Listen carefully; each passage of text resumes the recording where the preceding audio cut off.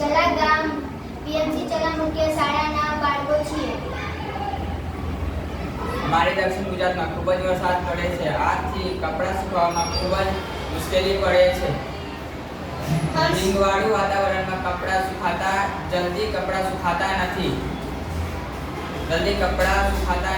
આથી આ સમસ્યાને લઈને અમે આ કપડાં સુખાવવાનું સાધન બનાવ્યું. આ સાધનને બનાવવા માટે અમે પતલી તારને ચોરસ આકારમાં આ રીતે લગાવ્યું અને પછી તેને એ રીતે બનાવ્યું કે આ બંધ અને ખુલી શકે. અને પછી નીચેની સાઈડ અમે સેમ ચોરસ આકારનું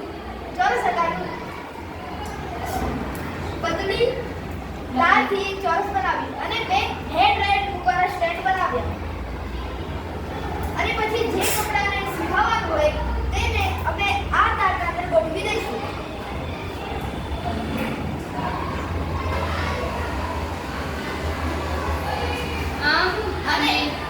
અને પછી અમે તેને સુકાવવા માટે જે હેડ રાઈડર સ્ટેન્ડ છે તેના અંદર હેડ રાઈડને 20-25 મિનિટ ચાલુ રાખીને મૂકી દઈશું અને પછી તે થોડી વાર પછી 20-25 મિનિટ માટે કપડાં સુકાઈ જશે.